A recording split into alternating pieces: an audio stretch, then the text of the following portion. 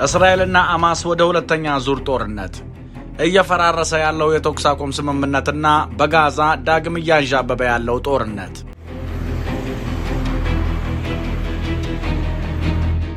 ትራምፕ እየተቆጡ ነው። ሐማስም ዋሻዎቹን መቆፈሩን ቀጥሏል። እስራኤል በበኩሏ ወታደሯን ወደፊት እያሰለፈች ነው። አሁን በጋዛ የሚጠበቀው የእርዳታ እህል ሳይሆን ሁለተኛ ዙር እልቂትና ጦርነት ነው። አሁን ከእስራኤልና ሐማስ የቀደመ የተኩስ አቁም ስምምነት በኋላ በጋዛ ሰርጥ ሰፍኖ የነበረው ደካማና አስተማማኝ ያልሆነ የጸጥታ ሁኔታ መሬት ላይ ባሉ ወታደራዊ እውነታዎችና በተደናቀፈ የሰላም ሂደት ምክንያት አሁን ስምምነቱ የመሰባበር አደጋ ተደቅኖበታል።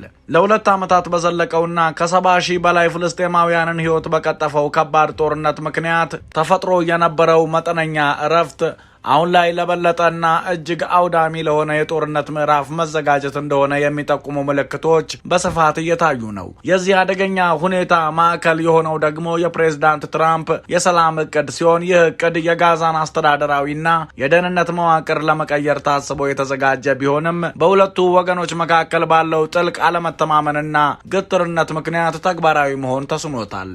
እስራኤልና ሐማስ ይህንን ዲፕሎማሲያዊ የእረፍት ጊዜ ለሰላም ግንባታ ከመጠቀም ይልቅ ቀጠናውን ለማረጋጋት በሚደረጉ ጥረቶች ሊቀሰቀስ ይችላል ተብሎ ስለሚገመተው ዳግም ጦርነት ወታደራዊ አቅማቸውን ለማጠናከርና ዝግጅታቸውን ለማዘመን እየተጠቀሙበት ይገኛሉ። ለመሆኑ ቀጣዩ ጦርነት መነሻ ምክንያቱ ምንድን ነው? የሐማስና እስራኤል ዝግጅት ምን ይመስላል? ለጋዛስ ምን አንድምታ አለው? ሰሞነኛ እነዚህ ጥያቄዎችን አብጠርጥሮ ለመመለስ ድንቅ ጥንቅር አዘጋጅቷል። እስከ መጨረሻው አብራችሁን ቆዩ። ከሞን ሪል ስቴት የማይገኝ ዕድል ልናበስሮት ነው። በመሃል አየር ጤና መስቀለኛ አጠገብ እጅግ ዘመናዊ አፓርትመንት ለሽያጭ አቅርበናል። በ8% ቅድመ ክፍያ ብቻ ከባለ 1 እስከ 3 መኝታ ከ80 እስከ 165 ካሬ አማርጠው የሚገቡት ቤት በካሬ ከ73900 ብር ጀምሮ ያገኛሉ። 100% ለሚከፍሉ በካሬ 51730 ብር ቤቶን በፈጣኑ በእጆ ማድረግ ይችላሉ። ከፈለጉ ቤቱን እየኖሩበት አረፍ ብለው በ10 ዓመት የሚከፍሉት ከወለድ ነፃ 50% ባንክ ብድርም አመቻችተናል። እኛ ጋር ሁሉም ሙሉ ነው። መዋኛ ገንዳ፣ የልጆች መጫወቻ፣ ትምህርት ቤት፣ የሕክምና ተቋም፣ ዘመናዊ ፓርኪንግ ከተዋበ አረንጓዴ አካባቢ ጋር እንዲሁም የከርሰ ምድር ውሃና ጀነሬተር ያሟላ ነው። ሌላም አጓጊ አማራጭ አለን። እርስዎ ቅድመ ክፍያውን ከፍ ሲያደርጉ እኛም ከ5 እስከ 30% ልዩ ቅናሽ እናደርግሎታለን። ከ20 እስከ 80 ካሬ ስፋት ያላቸው የንግድ ሱቆችም አሉን። አሁኑኑ ተረክበው ስራ መጀመር ይችላሉ። ለበለጠ መረጃና ለሳይት ጉብኝት በ0938241111 ወይም በ0957371896 ይደውሉልን። ሞን ሪል ስቴት። የትራምፕ የሰላም እቅድ መቀዛቀዝና የዲፕሎማሲያዊ ጥረቶች ውድቀት። የአሁኑ የዲፕሎማሲ ቀውስ ዋና መሰረት የሆነው የፕሬዝዳንት ትራምፕ የጋዛ የሰላም ፕሮፖዛል አፈጻጸም ላይ የተፈጠረው መሰረታዊ አለመግባባት ሲሆን ይህ ባለብዙ ምዕራፍ ፍኖተ ካርታ በትጥቅ ማስፈታት ጉዳይ በኩል ሊታለፍ የማይችል እንቅፋት ገጥሞታል። እቅዱ ክልሉን ከነቃ ጦርነት ወደ ተረጋጋ የቴክኖክራሲያዊ አስተዳደር ለማሸጋገር በጥንቃቄ የተነደፈ ቢሆንም ለዚህ ሽግግር የተቀመጡት ቅድመ ሁኔታዎች ለውጥረት መባባስ ዋና ምክንያት ሆነዋል። በዚህ የሰላም ማዕቀፍ የመጀመሪያ ምዕራፍ መሰረዝ የጋዛ ግዛት ለሁለት የተከፈለ ሲሆን እስራኤል ከግማሽ በላይ በሆነው ክፍል ላይ ወታደራዊ ቁጥጥር ስታደርግ፣ ሐማስ በቀሪዎቹ ክፍሎች ላይ አስተዳደራዊ ስልጣን ይዞ ቆይቷል። ነገር ግን የእቅዱ ሁለተኛ ምዕራፍ ሐማስ ሙሉ በሙሉ ትጥቁን እንዲፈታና አስተዳደራዊ ቁጥጥሩን እንዲለቅ በማዘዙ ይህንንም ተከትሎ እስራኤል ወደ ጠባብ የጋራ ቀጠና እንድታፈገፍግ የሚጠይቅ በመሆኑ ከፍተኛ ውዝግብ አስነስቷል። የዚህ እቅድ ውስብስብ ሂደት ዓለም አቀፍ ኃይል ገብቶ አካባቢውን እንዲያረጋጋና በመጨረሻም በትራምፕ በሚመራ የሰላም ቦርድ ስር ለሚቋቋም የፍልስጤም ቴክኖክራሲያዊ መንግስት ስልጣን እንዲረከብ ያለመ ነው። ሆኖም ሐማስ ይህንን ዋና የትጥቅ ማስፈታት ቅድመ ሁኔታ ለመቀበል ፈቃደኛ ባለመሆኑ ዲፕሎማሲያዊ መዋቅሩ እየፈራረሰ ይገኛል። ቡድኑ ከባድ ጦር መሳሪያዎችን ለማስረከብ ፍላጎት እንዳለው ቢገልጽም ወሳኝ የጦር መሳሪያዎችን አሳልፎ ለመስጠት ፈቃደኛ አለመሆኑ ለእስራኤልና ለአሜሪካ ተደራዳሪዎች ተቀባይነት የሌለው ጉዳይ ሆኖ የሰላም ሂደቱን ሙሉ በሙሉ አቁሞታል። የሐማስ ምስጢራዊ የትጥቅ ግንባታና የኢኮኖሚ ማጠናከር እንቅስቃሴ። በገሃድ ከሚታየው የዲፕሎማሲ ቀውስ በስተጀርባ በጋዛ ሰርጥ ውስጥ ሚስጥራዊና ፈጣን የሆነ የወታደራዊ አቅም ግንባታ እየተካሄደ ሲሆን ይህም ሐማስ ስልጣኑን ከመልቀቅ ይልቅ አጠናክሮ ለመቀጠል ያለውን ፍላጎት ያሳያል። ከአረብና ከእስራኤል ባለስልጣናት የሚወጡ የደህንነት መረጃዎች እንደሚያመለክቱት ቡድኑ እረፍት ላይ ብቻ ሳይሆን በሁለቱ ዓመታት ጦርነት የተጎዱትን አካላዊና ድርጅታዊ መዋቅሮች በከፍተኛ ፍጥነት በመጠገንና በመገንባት ላይ ተጠምዷል። የዚህ ጥረት ትልቅ ክፍል ደግሞ የቡድኑ ስትራቴጂያዊ የጀርባ አጥንት የሆኑትን ብሎም የሚታወቁበትንና ከእስራኤል የስለላ አይን ተሰውሮ የሰዎችንና የመሳሪያዎችን እንቅስቃሴ ለማድረግ የሚያስችሉትን ውስብስብ የምድር ውስጥ መተላለፊያ ዋሻዎችን መልሶ በመገንባት ላይ ያተኮረ ነው። ይህንን የሐማስ የአቅም ግንባታ በገንዘብ ለመደገፍ አዳዲስ የፋይናንስ ምንጮች ወደ ውስጥ እየገቡ ሲሆን በተለይም ኢራን ማዕቀቦችንና እገዳዎችን ለማለፍ በተዘረጋ የሽምግልና መረብ በኩል ገንዘብ እያቀረበች እንደሆነ ሪፖርቶች ይጠቁማሉ። ይህ የካፒታል ፍሰት የድርጅቱን አስተዳደራዊና ወታደራዊ ተግባራት እንደገና ያነቃቃ ሲሆን ለታጣቂዎችና ለመንግስት ሰራተኞች ደሞዝ ለመክፈል በማስቻል ታማኝነትንና የወታደራዊ ዝግጁነትን አጠናክሮለታል። በተጨማሪም ቡድኑ በቁጥጥሩ ስር ባሉ አካባቢዎች ግብር በመሰብሰብ የውስጥ የኃይል መሰረቱን ለማጠናከር የቻለ ሲሆን ይህም በዙሪያው ያለውን ውድመት ተቋቁሞ አስተዳደራዊ መዋቅሩን ለማስቀጠል አስችሎታል። የአሁኑ የእስራኤል ግምት እንደሚያሳየው ሐማስ አሁንም ወደ 60 ሺህ የሚጠጉ ጠመንጃዎችንና 20 ሺህ የሚሆኑ ተዋጊዎችን የያዘ ሲሆን ይህም በፈቃደኝነት የሚደረግን የትጥቅ ማስፈታት ሂደት እጅግ አስቸጋሪ ያደርገዋል። የእስራኤል ስትራቴጂያዊ ውጥረትና በምድር ጦሩ በኩል የሚደረገው ዝግጅት በፍጥነት ታጥቆ እየተጠናከረ ካለው ሐማስና እየተጓተተ ካለ የዲፕሎማሲ ሂደት ጋር የተጋፈጠው የእስራኤል ወታደራዊ ተቋም ለዳግም የምድር ወረራ ዝርዝር ድንገተኛ እቅዶችን ለማዘጋጀት ተገዷል። በቴል አቪቭ ያለው ስትራቴጂያዊ ስሌት ለፖለቲካዊ መፍትሄ የተሰጠው ጊዜ እያለቀ መሆኑንና ያለው ሁኔታ ሐማስን ከቀን ወደ ቀን እያጠናከረው መምጣቱን በመረዳት ላይ የተመሰረተ ነው። የእስራኤል ወታደራዊ እቅድ አውጪዎች ለዚህ ቀጣይ ምዕራፍ የትኛው ስትራቴጂ የተሻለ እንደሆነ በጥልቅ ተከፋፍለዋል። አንዳንዶቹ ቀስ በቀስ የሚደረግ ወታደራዊ ግፊትን ሲመርጡ፣ ሌሎች ደግሞ ፈጣንና ወሳኝ በሆነ መንገድ የጋዛ ከተማን በስፋት በመውረር እጅ እንዲሰጡ ማስገደድን ይገፋፋሉ። አፋጣኝ ጥቃት ላለመሰንዘር የሚታየው ማመንታት በአሜሪካ የሚመራው የሰላም ተነሳሽነት እንዲሳካ እድል ለመስጠት ካለ ፍላጎት የመነጨ ሲሆን የመጨረሻው ውሳኔ የሀገር ውስጥ ደህንነትን ከዓለም አቀፍ ዲፕሎማሲያዊ ግንኙነቶች ጋር ማመዛዘን ያለባቸው የፖለቲካ መሪዎች እጅ ላይ እንደሆነ ባለስልጣናት ይገልጻሉ። ሆኖም ዝግጅቶቹ ግልጽ ናቸው።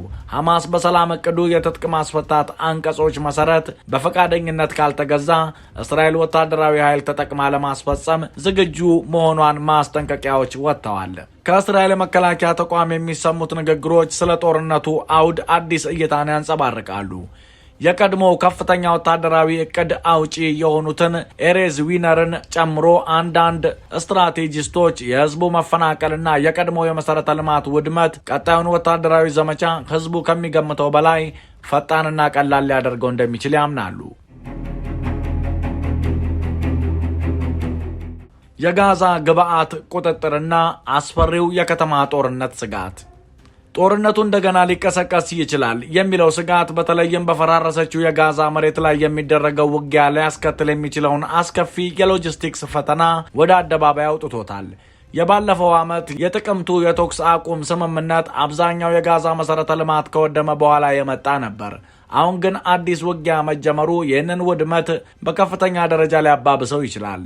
የአሁኑ ውጥረት ስትራቴጂያዊ መልክዓ ምድር በሰላም እቅዱ የመጀመሪያ ምዕራፍ በተሰመሩት የመለያያ መስመሮች የተወሰነ ሲሆን ይህም በእስራኤል ቁጥጥር ስር ባሉ ዞኖችና በሐማስ በሚተዳደሩ ግዛቶች መካከል ውጥረት የሰፈነበት ድንበር ፈጥሯል። ማንኛውም ዳግም የሚጀመር ጥቃት በተለይም በጋዛ ከተማ በሚገኙ የታጣቂዎች ምሽጎች ላይ ሊያተኩር የሚችል ሲሆን የከተማው አካባቢ ጥግ ላይ ለእስራኤል ወታደሮች ከፍተኛ ስልታዊ ጠቀሜታን ይሰጣል።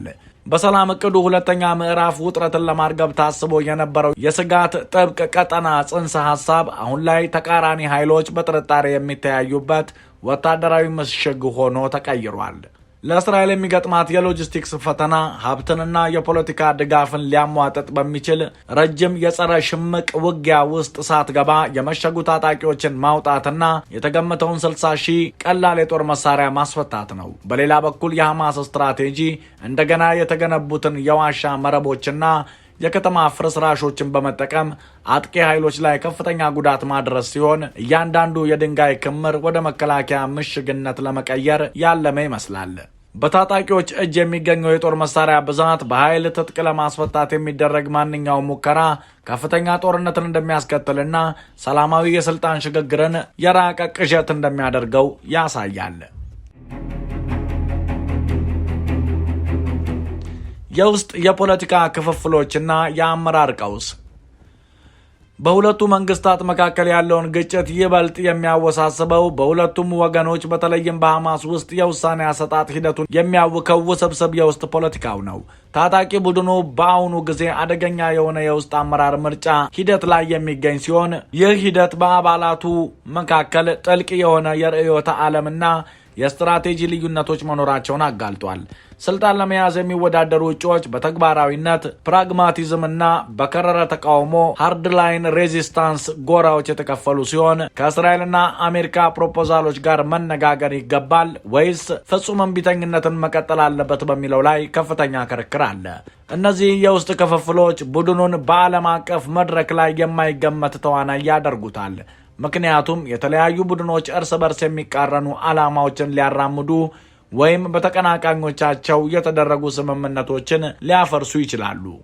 የአመራር ትግሉ መልሶ ግንባታ በሚፈጥረው ጫናና ከፍተኛ መከራ ውስጥ ያለውን ሕዝብ ድጋፍ የማስቀጠል ግዴታም ይበልጥ ተባብሷል። የሰላም እቅዱን የትጥቅ ማስፈታት አንቀጽ ውድቅ ለማድረግ የተወሰነው ውሳኔ መሪዎች ደካማ ሆነው ላለመታየት ወይም ለውጭ ጫና እጅ ላለመስጠት ካላቸው ፍላጎት የመነጨ የውስጥ ፖለቲካ ጨዋታ ውጤት ሊሆን ይችላል። በእስራኤል በኩል ያለው ክፍፍል ከአመራር ህልውና ይልቅ በስትራቴጂያዊ አቅጣጫ ላይ ያተኮረ ሲሆን ባለስልጣናት ስለ ወታደራዊ እርምጃ ጊዜና ስፋት እየተከራከሩ ነው። በሁለቱም ወገኖች ያሉት እነዚህ የውስጥ ክፍፍሎች ስህተቶች ሊፈጠሩ የሚችሉበትን ተለዋዋጭ ሁኔታ የሚፈጥሩ ሲሆን የሀገር ውስጥ የፖለቲካ ፍላጎቶች ብዙውን ጊዜ ከሰላም አመክንዮ በላይ በመሆን ቀጠናውን ህዝቡ ሊሸከመው ወደማይችለው ነገር ግን መሪዎች ሊያስቀሩት ወደማይችሉት ግጭት እየገፋፉት ይገኛሉ።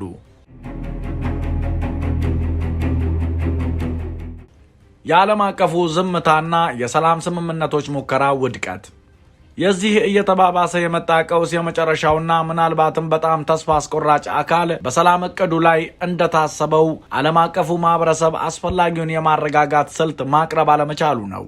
ወደ ቴክኖክራሲያዊ መንግስት የሚደረገው ሽግግርና የእስራኤል ኃይሎች መውጣት የተመሰረተው ስርዓትን ለማስከበርና ደህንነትን ለማረጋገጥ የሚችል ዓለም አቀፍ ኃይል እንደሚሰማራ በመተማመን ነበር። ሆኖም በተጨባጭ የታየው ሁኔታ ለዚህ ከፍተኛ አደጋ ላለው ተልዕኮ ወታደሮቻቸውን ለማዋጣት ቃል የገቡ ሀገራት ቁጥር እጅግ አናሳ መሆንና የቁርጠኝነት ጉድለት ነው። ይህ ማመንታት የፈጠረው የደህንነት ክፍተት እስራኤል ከመውጣት እንድትቆጠብና ሐማስ ታጥቆ ለመቆየት ያለውን ውሳኔ እንዲያጠናክር አድርጎታል። በተጨማሪም ለጋዛ የረዥም ጊዜ መረጋጋት ወሳኝ የሆነው ግዙፍ የመልሶ ግንባታ ስራ በትጥቅ ማስፈታት ቅድመ ሁኔታ ታግቶ ይገኛል። የአሜሪካና የእስራኤል ባለስልጣናት ሐማስ ሙሉ በሙሉ ትጥቁን እስካልፈታ ድረስ የመልሶ ግንባታ ስራዎች እንደማይቀጥሉ ግልጽ አቋም ይዘዋል። ይህ ሁኔታ ደግሞ ድህነትንና ጽንፈኝነትን የሚወልድ አስከፊ ክበብ ፈጥሯል። ፕሬዚዳንት ትራምፕ ትጥቅ አለመፍታት ዋጋ ያስከፍላል በማለት የሰጡት ማስጠንቀቂያ ይህ አለመግባባት ሊያስከትል የሚችለውን አደጋ የሚያመላክት ቢሆንም አስተማማኝ የሆነ ዓለም አቀፍ ሰላም አስከባሪ ኃይል ወይም አዋጭ የኢኮኖሚ ማገገሚያ መንገድ በሌለበት ሁኔታ እንዲህ ያሉ ዛቻዎች መፍትሄ ከማምጣት ይልቅ እልህ ውስጥ ሊከቱ ይችላሉ። የሰላም እቅዱ መጓተት የውጭ ጣልቃ ገብነትን ውስንነት ያጋለጠ ሲሆን ቀጠናው ባልተፈቱ ቅሬታዎችና ዘላቂ መፍትሄን ለማስፈጸም የሚያስችል የጋራ ዓለም አቀፍ ፍላጎት እጦት ምክንያት ወደ ተለመደውና አሳዛኝ የጦርነት አዙሪት ተመልሶ እንዲገባ ትቶታል። የተወደዳችሁ የሰሞነኛ ቤተሰቦች የዛሬው ጥንቅራችን ይህን ይመስል ነበር። አብራችሁን ስለቆያችሁ ምስጋናችን ከልብ ነው። ሰብስክራይብ በማድረግ ቤተሰብ ሁኑን። ሰናይ ጊዜ። ሰላም በምድራችን ላይ ይስፈን። ሰላም ከሞን ሪል ስቴት የማይገኝ ድል ልናበስሮት ነው። በመሃል አየር ጤና መስቀለኛ አጠገብ እጅግ ዘመናዊ አፓርትመንት ለሽያጭ አቅርበናል። በ8 በመቶ ቅድመ ክፍያ ብቻ ከባለ 1 እስከ 3 መኝታ ከ80 እስከ 165 ካሬ አማርጠው የሚገቡት ቤት በካሬ ከ73900 ብር ጀምሮ ያገኛሉ። 100 በመቶ ለሚከፍሉ በካሬ 51730 ብር ቤቶን በፈጣኑ በእጆ ማድረግ ይችላሉ። ከፈለጉ ቤቱን እየኖሩበት አረፍ ብለው በ10 ዓመት የሚከፍሉት ከወለድ ነፃ 50 በመቶ ባንክ ብድርን ማመቻችተናል። እኛ ጋር ሁሉም ሙሉ ነው። መዋኛ ገንዳ፣ የልጆች መጫወቻ፣ ትምህርት ቤት፣ የሕክምና ተቋም፣ ዘመናዊ ፓርኪንግ ከተዋበ አረንጓዴ አካባቢ ጋር እንዲሁም የከርሰ ምድር ውሃና ጀነሬተር ያሟላ ነው። ሌላም አጓጊ አማራጭ አለን። እርስዎ ቅድመ ክፍያውን ከፍ ሲያደርጉ እኛም ከ5 እስከ 30 በመቶ ልዩ ቅናሽ እናደርግሎታለን። ከ20 እስከ 80 ካሬ ስፋት ያላቸው የንግድ ሱቆችም አሉን። አሁኑኑ ተረክበው ስራ መጀመር ይችላሉ። ለበለጠ መረጃና ለሳይት ጉብኝት በ0938241111 ወይም በ0957371896 ይደውሉልን። ሞን ሪል ስቴትስ